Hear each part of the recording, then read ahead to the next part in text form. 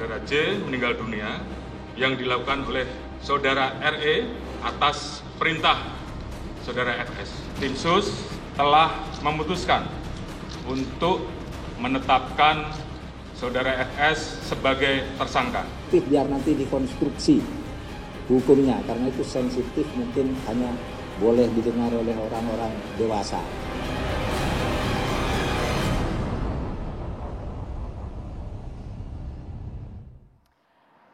Selamat malam pemirsa, Anda menyaksikan Dua Sisi. Pemirsa, perjalanan panjang kasus penembakan atau dugaan pembunuhan berencana terhadap Brigadir Yosua masih terus bergulir.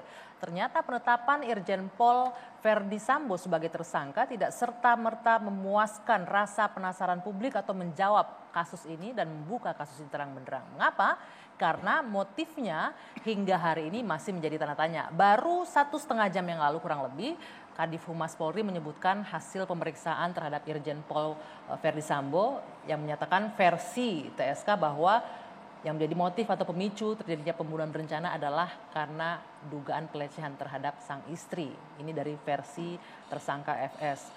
Padahal sebelumnya hingga siang tadi pihak kepolisian menyebutkan belum akan membuka motif ini ke publik nanti di persidangan. Namun ternyata beberapa waktu yang lalu sudah dibuka motif dari versi tersangka. Bagaimanakah sesungguhnya yang terjadi? Apakah ada benar dugaan motif lain? Seperti apa? Lebih jelasnya kami akan diskusikan malam hari ini di Dua Sisi. Bersama saya Dwi Anggia.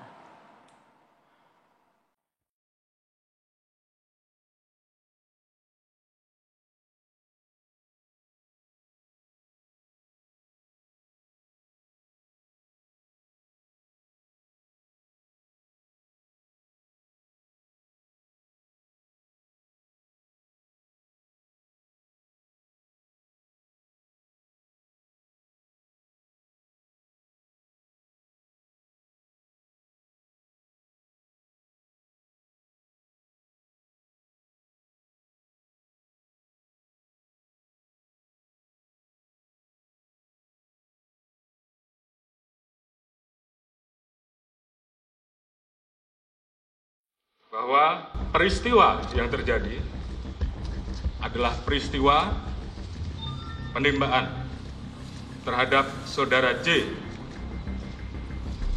yang mengakibatkan Saudara J meninggal dunia yang dilakukan oleh Saudara RE atas perintah Saudara FS. Tim SUS telah memutuskan untuk menetapkan Saudara FS sebagai tersangka.